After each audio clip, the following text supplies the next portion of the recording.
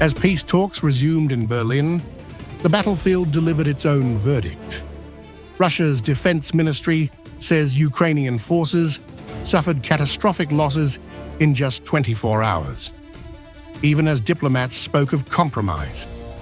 According to Moscow, more than 1,400 Ukrainian troops were killed or wounded across multiple fronts, exposing the growing gap between negotiation tables and frontline reality.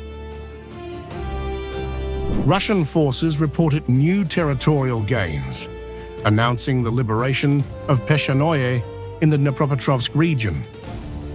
The Vostok group of forces said Ukrainian assault brigades and territorial units were overwhelmed near Zaporizhzhia and Guliai-Pol, with heavy losses in manpower, vehicles, artillery, and electronic warfare systems. Moscow says Ukraine's army is bleeding, while Kyiv delays hard decisions. Across the Kharkov, Donetsk, and Kherson directions, Russian groupings intensified pressure. The Defense Ministry claims encircled Ukrainian units west of the Oskol River were systematically struck, while positions near Kramatorsk, Slavyansk, and Konstantinovka came under sustained fire. Russian aviation and missile forces also targeted transport routes used to deliver Western weapons, directly challenging NATO-backed supply chains.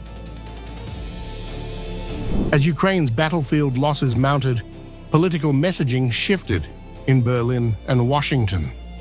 European leaders pledged long-term security guarantees for Kyiv, including rebuilding Ukraine's army to a peacetime force of 800,000 troops, even as ceasefire talks remained unresolved. US President Donald Trump said negotiations were closer to a breakthrough than ever. We had a very good conversation 1 hour ago with the European leaders, many of them involving the war with Russia and Ukraine. The security protocols yesterday were amazing, and they have been amazing, having to do with Russia and Ukraine. And I think we're closer now, and they will tell you that they're closer now. We had numerous conversations with President Putin of Russia, and I think we're closer now than we have been ever. But we're getting closer. We're having tremendous support from European leaders. They want to get it ended also. And at this moment, Russia wants to get it ended. The problem is they'll want to get it ended, and then all of a sudden they won't. And Ukraine will want to get it ended, and all of a sudden they won't. So we have to get them on the same page. But I think that's working along. Very good talk. Despite diplomatic optimism, Ukraine's position on territory remains rigid.